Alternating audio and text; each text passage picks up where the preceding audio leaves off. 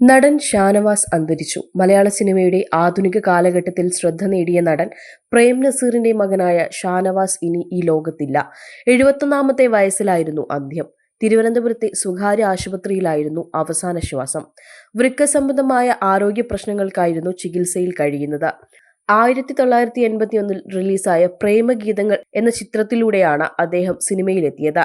അതിനുശേഷം മഴനിലാവ, ചിത്രം, Nilgiri, China town തുടങ്ങിയ നിരവധി സിനിമകളിലൂടെയും ശംഖുമുഖം, കടമറ്റത്ത് കത്തനാർ, വെളുത്ത കത്രീന, സമ്മർ ഇൻ അമേരിക്ക തുടങ്ങിയ TV സീരിയലുകളിലൂടെയും മലയാളികൾക്ക് പ്രിയപ്പെട്ടവനായ നടനായിരുന്നു ഷാനവാസ്.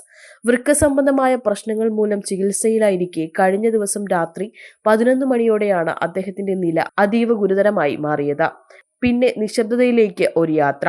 നടൻ മാത്രമല്ല, ഒരു കാലഘട്ടത്തിന്റെ സാന്നിധ്യമായിരുന്ന ആളാണ് അദ്ദേഹം. മലയാള സിനിമയിൽ പ്രേം നസീറിനു ശേഷം പ്രേക്ഷക ഹൃദയത്തിൽ സ്ഥിരത കണ്ടെത്താൻ ശ്രമിച്ച ആ പടയാളിയെക്കുറിച്ചുള്ള ഓർമ്മകൾ ഇന്ന് സിനിമാരംഗം മുഴുവൻ പങ്കുവയ്ക്കുകയാണ്. സിനിമയുടെ അനദർ ഗോൾഡൻ ചാപ്റ്റർ ഇന്ന് അവസാനിച്ചു.